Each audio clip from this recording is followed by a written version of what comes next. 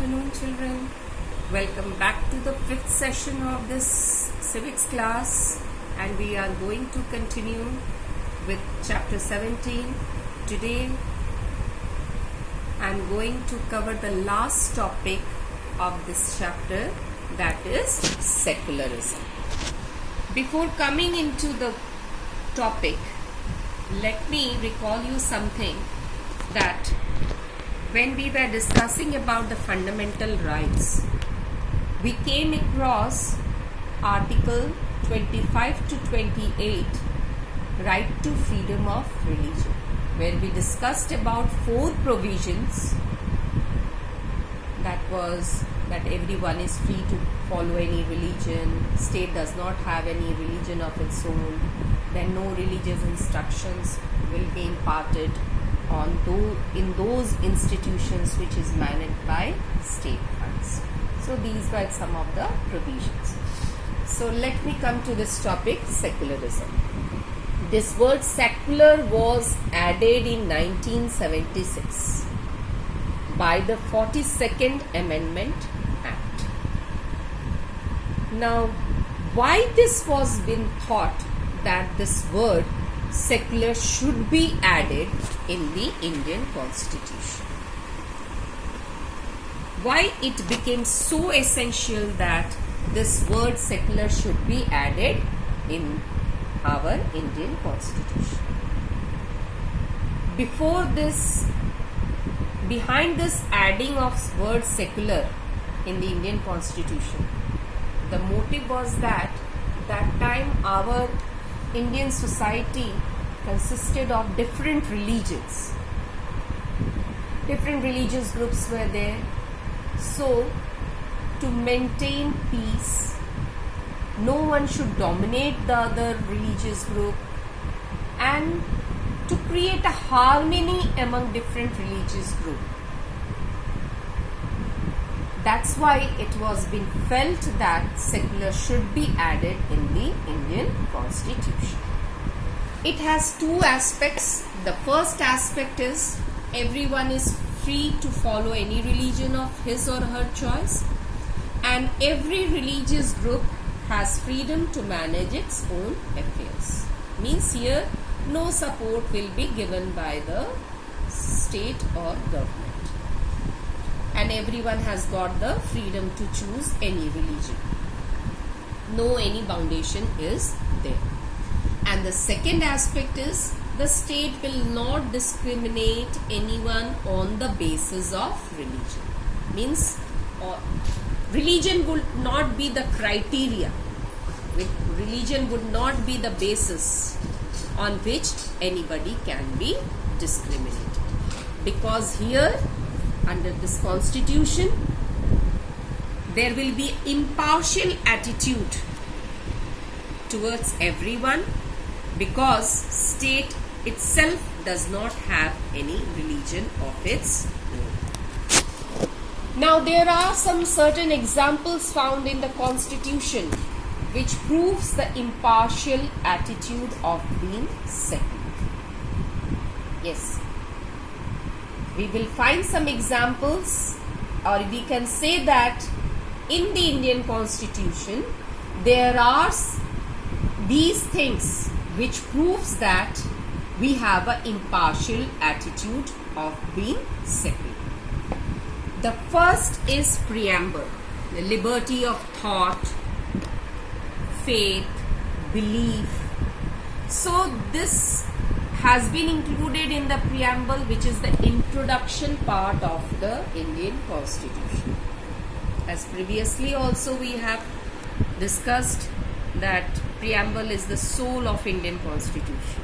So liberty of thought, liberty of belief, liberty of faith, which proves that we are having a secular attitude. And the second example is fundamental rights. Fundamental rights, like right to equality, which defines equality before law and also equal opportunity given to all without any discrimination. That means that everyone will be treated equal in the eyes of law. No one will be discriminated on the basis of religion, and equal opportunities will be given to all to secure a job or to secure a education or any other thing. No any discrimination will take place. So, and the next fundamental right is right to freedom of religion. So in fundamental rights, we have two fundamental rights. One is right to equality, under which we have two provisions there: equality before law and equal opportunity should be given to all. And the second fundamental right is right to freedom of religion, where everyone has got the choice to opt or choose any religion it likes or prefers. No any foundation is there. No any, you can say that no one is forced to choose any religion. It is its own personal matter and personal choice that you can opt any religion or choose any religion. So this is also one of the fundamental right which proves the impartial attitude of being secular. Now we come to the next subtopic, significance of secularism. Means importance of secularism. It means secularism is not merely desirable but also an essential part of pluralist society. Pluralist society. Pluralist society. Pluralist society means that that's type of society where different religious groups live, because here we are studying about mainly about secularism. So in this sense, we mean that different religious groups are living here. Their religious thinking are also very different. So in this pluralist society, secularism has a very important, you can say, position or important role to play. So why secularism is important now? So it is not merely that we needed it, that's why it is an essential part of our society, especially about Indian society. Now first importance is that it enables people of different religions to live in harmony. Because if it would not have been, just imagine that if it would not have been a secular society, to every religious group would have been possible to live in harmony, to live in peace? No, it would not been possible. So it is the secular society only which enables different religious group to live in harmony. Second is protects the rights given to the minorities. Yes, because through secularism only the minorities, the rights of the minorities can be protected, so that the majority should not dominate the minorities. Third, it grants equal rights to all. No any discrimination is there regarding fundamental rights. Everyone is given equal rights to all. It limits the power of majority, which in turn protects democracy. Just now I told you that the majority should not dominate the minorities. So somewhere it is limiting the power of majority, which in turn will protect the real meaning of democracy. Because the real meaning of democracy is that the welfare of all people, of all religious group, not to a particular society or not to any particular religious group. It thinks about everyone. So in democracy, no one should dominate the other. So then only democracy is meaningful. So if to safeguard democracy, to protect democracy, it is very essential to limit the power of majority. The next importance is it brings tolerance in socio-cultural environment.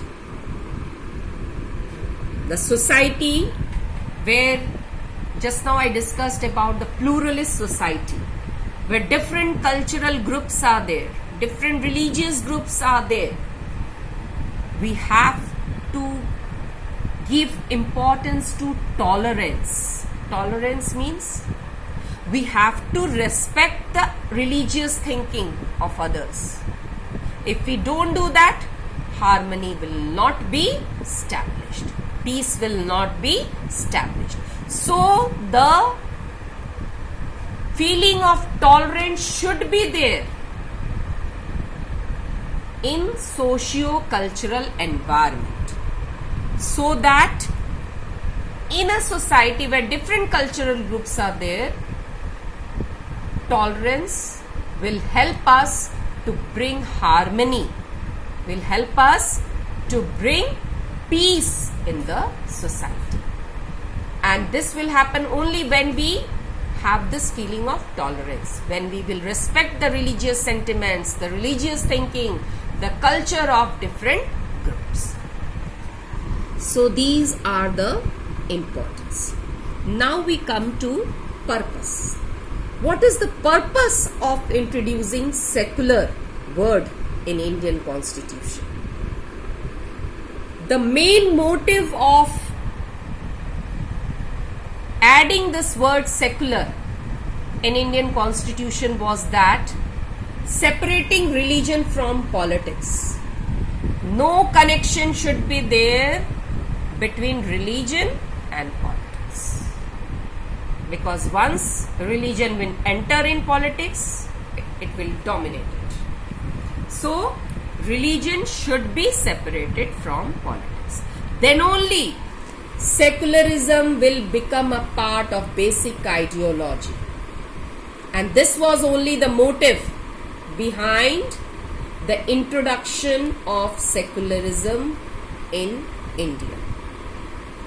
This was only the motive behind adding the word secular in the Indian Constitution by the 42nd Amendment Act, because it was the basic, or you can say the main part of basic ideology contained in the preamble. Secularism is the main part of preamble, where we deals with 5 ideals. Secularism is also one of the ideals there.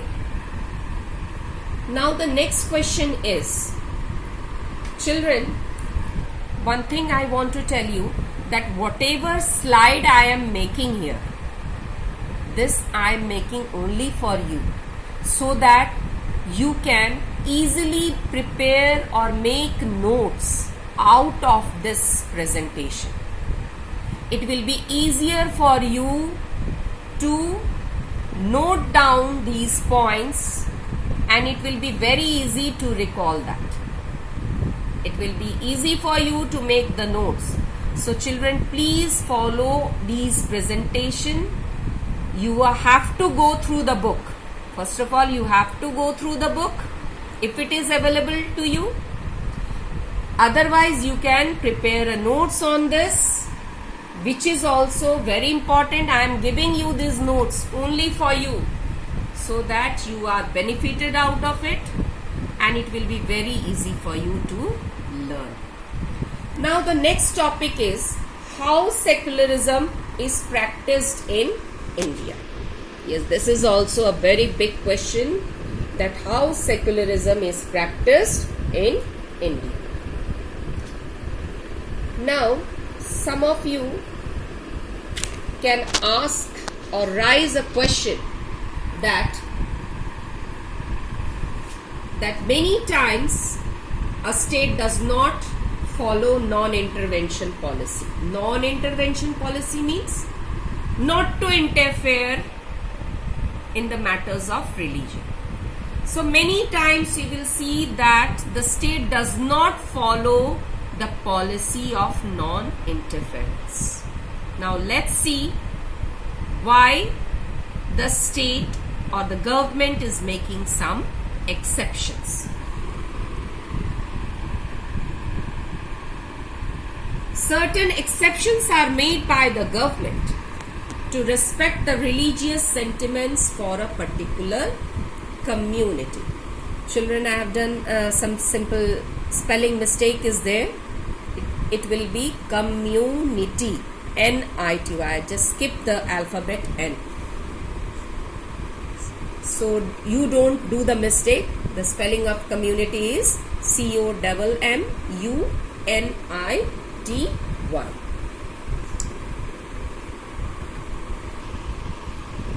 So here some certain exceptions are there which is made by the government to respect the religious sentiments for a particular community. These are some of the examples. These are some of the examples which you can say that sometimes or many times a government or a state is following this non-intervention policy. Now you can arise a question that why the government is interfering there. Yes, why? It's a very reasonable question that why the government is interfering. Now this question is really reasonable. Now let me clarify this answer, that wearing of pagdi and carrying of kripan. Who wears pagdi? Sikh community. And carrying of kripan, this is also belongs to a Sikh community. So these are the religious symbols which they are using. So if the state is following non-intervention policy, that means the state is respecting the religious sentiments of Sikh community. If a Sikh child is allowed to use or wear pagdi in school or any other institution, that boy or that child is allowed because the state or we all are respecting his religious sentiments. We are not favoring any religion. We are only respecting the religious sentiments of a particular community. In Indian Constitution, state is not going to interfere in religious matters. But if sometimes it is interfering, that means it is for the nation. It is in the interest of nation, in the interest of society. Let's come to the next example, practice of untouchability. Yes. What does this practice of untouchability means? Where the upper caste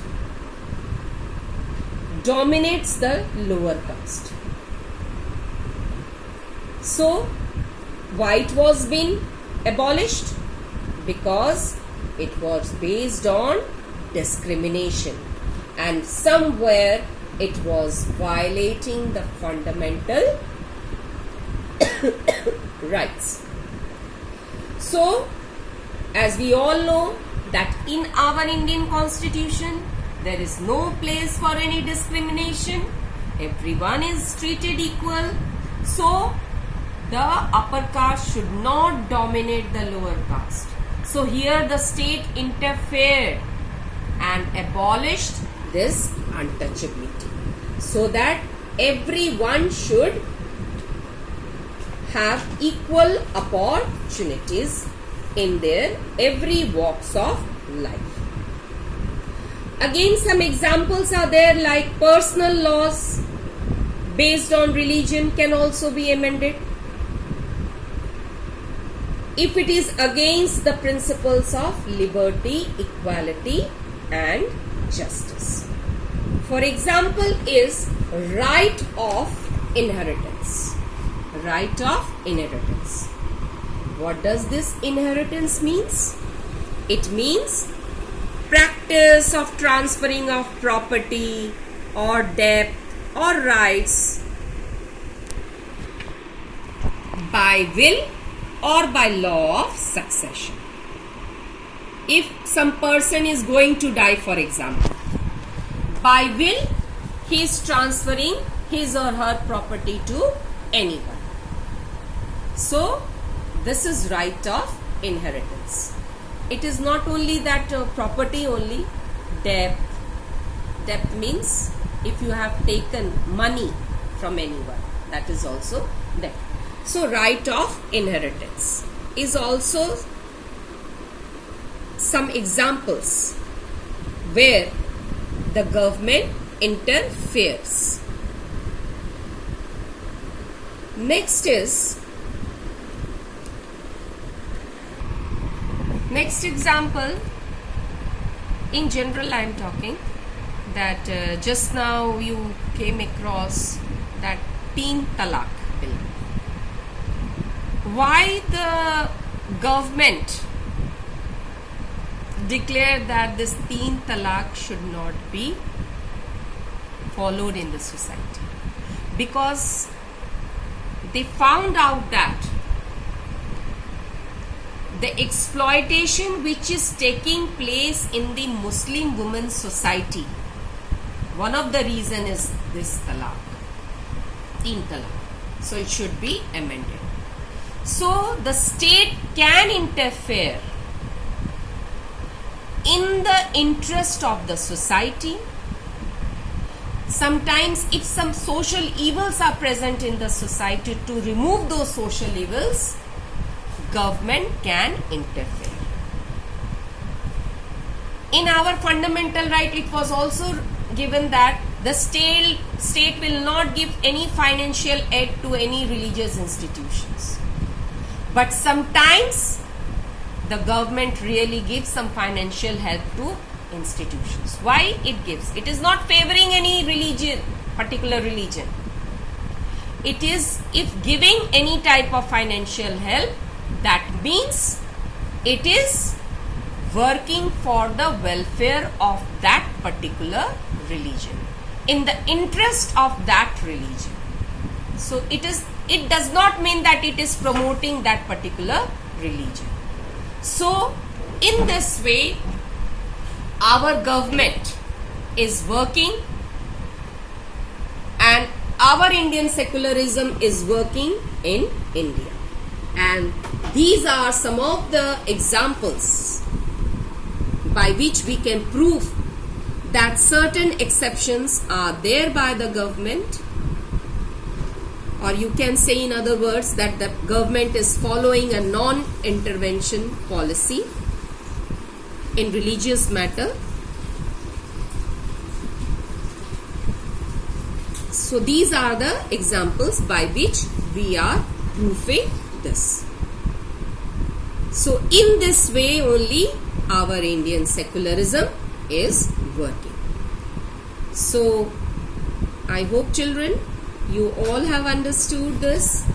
Please go through the video. I have given you the notes here that secularism, when it was added in the Indian Constitution, what are its two aspects, I have written there. Then these are the examples which proves that it is having an impartial attitude. Where we get those examples? Preamble, that is liberty of belief, faith. Next is fundamental rights, where I gave you the example of equality, right to equality, and freedom of religion, where it also proves that it is having impartial attitude.